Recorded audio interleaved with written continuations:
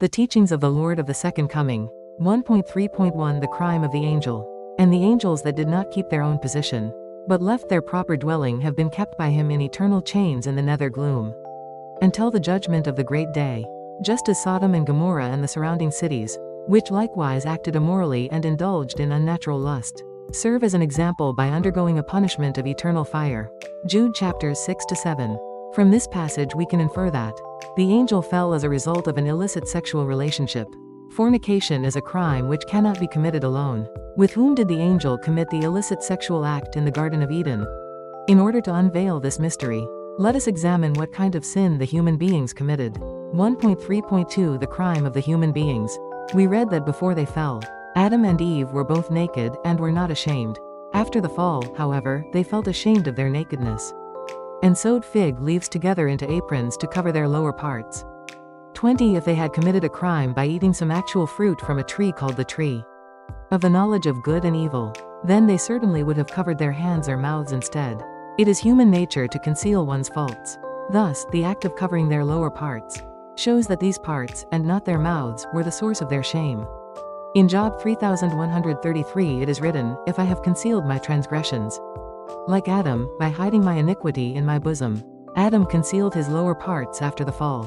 This indicates that his blemish was in his lower parts. Adam and Eve's sexual parts were the source of their shame, because they were the instruments of their sinful deed in the world before the human fall. What act would one be willing to carry out even at the clear risk of one's life? It could be nothing else but the act of love. God's purpose of creation, described in the blessings, "Be fruitful and multiply," can be achieved only through love. Accordingly, from the viewpoint of God's purpose of creation, love should be the most precious and sacred act. But because the sexual act was the very cause of the fall, people often regard it with shame and even contempt. In conclusion, human beings fell through an act of illicit sexual intercourse. 1.3.3 The illicit sexual act between the angel and the human beings. Thus far, we have explained that an angel seduced human beings to fall, and that both the angel and the human beings fell due to illicit sexual love. Human beings and angels are the only spiritual beings in the universe who are capable of having love relationships. We can deduce that the illicit sexual relationship must have involved the angel and human beings. Jesus said, "You are of your father, the devil, and your will is to do your father's desires." Since the devil is identified as Satan, we can assert that human beings are descendants of Satan, the ancient serpent who tempted human beings. Through what circumstances did humankind become the descendants of the fallen angel, Satan? There was an illicit sexual relationship between the angel and the first ancestors. As the fruit of that relationship, all humanity is of the lineage of Satan.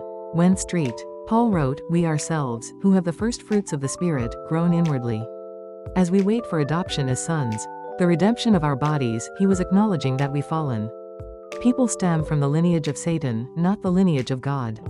John the Baptist reproached the people, calling them a brood of vipers, that is, children of Satan.